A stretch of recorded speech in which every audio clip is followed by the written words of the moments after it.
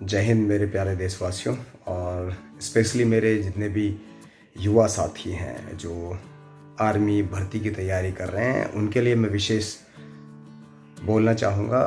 ये बहुत बड़ी आवाज़ उठी थी कैंपेनिंग के दौरान, अभी जो चुनाव हो रहे थे कि हम 2 साल जो भर्तियां नहीं हुई हैं सैनिकों की, उसके बारे में था कि हम सरकार को लिखेंगे और जो मंत्री जी हैं उनको लिखेंगे, सेना को लिखेंगे, लेटर लिखेंगे, बात करेंगे कि वो जो 2 साल का जो पीरियड है उसको ख़त्म करके और 2 साल का जो है एक्सटेंशन दिया जाए युवाओं के लिए, ताकि जो गांव देहात के जो युवा हैं वो तैयारी करते हैं सेना में भर्ती होने की, 1600 मीटर रनिंग करके वो भर्ती हो जाते हैं। और गांव देहात के जो बच्चे हैं मेरे जैसे, उनके लिए बड़ा ये गोल्डन अपॉर्चुनिटी होती है। और सो उसके ऊपर पूरा का पूरा सरकार ने अभी तक कोई भी एक कदम नहीं लिया है, और मुझे नहीं लगता कि आगे भी इसके ऊपर कोई कदम होगा। सो जितने भी मेरे युवा हैं मैं उनको बताना चाहूँगा कि एग्जैक्टली आप जो देख रहे हो वो कुछ और है और एग्जैक्टली कुछ और हो रहा है। एनडीए की जो एग्ज़ाम थे वो रुके नहीं रुके, एनडीए के जो इंटरव्यू थे एसएसबी थे वो रुके नहीं रुके, सीडीएस के एग्ज़ाम रुके नहीं रुके, ओटीए के एग्ज़ाम रुके नहीं रुके, डिफेंस के अंदर होने वाले जो एग्ज़ाम है, अपग्रेड होने वाले जो एग्ज़ाम हैं जहाँ से आप डायरेक्ट कमीशन हो सकते हो, वो रुके नहीं रुके, सिविल सर्वेंट के जितने भी एग्ज़ाम होते हैं यूपीएससी के वो रुके नहीं रुके। लेकिन सेना में भर्ती को 2 साल तक के लिए रोक दिया गया। 2 साल तक कोई भर्ती नहीं हुई।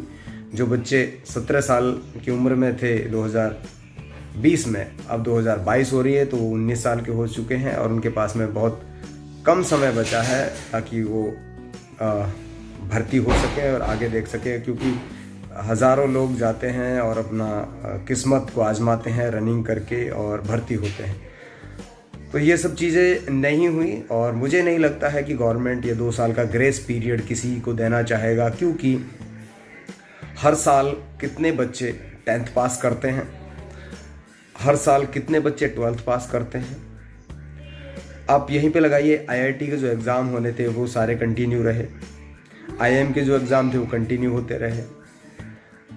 सिर्फ और सिर्फ भर्तियों पे रोक लगाई गई, भर्तियां नहीं हुई। और स्पेशली मैं ये कहूँ कि शायद सैनिकों की उतनी ज़रूरत नहीं समझी होगी कि उनको भर्ती करके लाया जाए। सो जितने भी हमारे सैनिक हैं वो तो अपनी सर्विस में हैं ही, लेकिन उनके नीचे जो काम करने वाले आने वाले थे 2 साल तक वो सैनिक आए नहीं, रिक्रूट हुए नहीं। सो सेना के जितने भी इंस्टीट्यूट थे वो पूरे के पूरे इस तरह से खाली पड़े रहे हैं। स्पेशली मैं थल सेना की बात कर रहा हूँ। नौसेना में तो भर्तियाँ चलती रही हैं, नौसेना की भर्ती नहीं रुकी हैं और वायुसेना की भर्तियाँ भी नहीं रुकी हैं। सिर्फ और सिर्फ सेना की जो भर्तियाँ हैं उनके ऊपर ही सारी दिक्कतें हुई हैं। सो मैं युवाओं को ये कहना चाहता हूँ कि ये एक शॉर्टकट का जो तरीका है आप लोगों ने मनाया हुआ है। सो इसके अलावा भी आपके पास में अपॉर्चुनिटी होती हैं। दिल्ली पुलिस की थी वो नहीं रुकी, यूपी पुलिस की जो चीज़ें चल रही थी वो चलती रहीं, अलग अलग स्टेट की जो सिविल सर्विस के जो भी एग्ज़ाम थे वो कंटिन्यू रहे।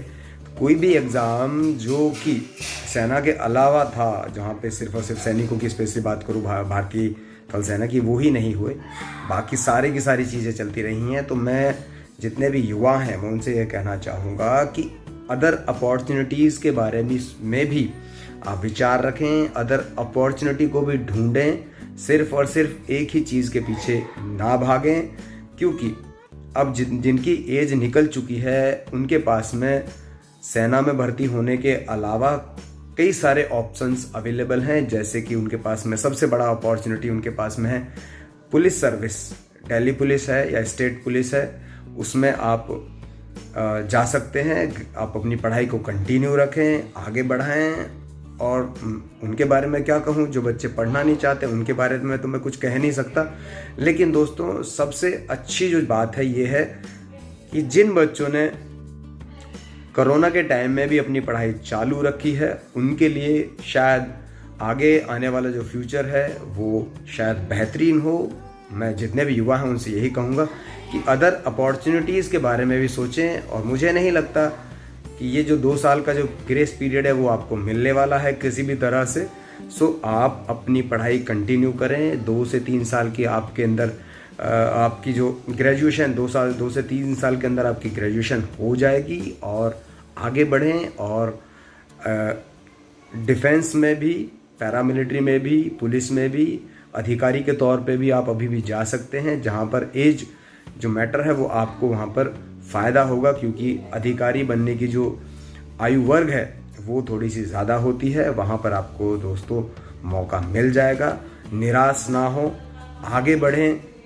और मुझे कई लोगों ने बोला कि सर आप अपनी आवाज़ उठाइए इसके बारे में, तो मैं यहाँ पे किसी को कुछ कह नहीं सकता हूँ, क्योंकि मेरे पास कोई अधिकार नहीं है किसी को कहने के। मेरे पास अधिकार है कि मैं आपको मोटिवेट करूँ, मैं आपको रास्ते बताऊँ, ताकि आप अदर अपॉर्चुनिटीज़ के बारे में भी सोचें और अदर अपॉर्चुनिटीज़ को भी आप यूटिलाइज़ करें। अपनी पढ़ाई को कंटिन्यू करें, आगे बढ़ें, रुके ना। सिर्फ और सिर्फ एक ही मकसद नहीं होता है देश सेवा का। देश सेवा करने के लिए बहुत सारे मकसद होते हैं, बहुत सारे काम हैं। आप किसी भी तरह से देश के काम आ सकते हैं। ज़रूरी नहीं होता है कि आप बॉर्डर पर बंदूक तान कर ही चलें। आप इंटरनल जो स्टेट पुलिस होती है वहाँ पर भी आप अपने स्टेट की सेवा कर सकते हैं, वो भी एक देश सेवा होती है दोस्तों। अपना ख्याल रखें। आप देख रहे थे मेरा YouTube channel MARCOS Praveen Tewatia. Like, subscribe, share, comments करें ना करें, लेकिन अपनी जो स्टडी है दोस्तों उसको कंटिन्यू करें। जय हिंद, जय भारत।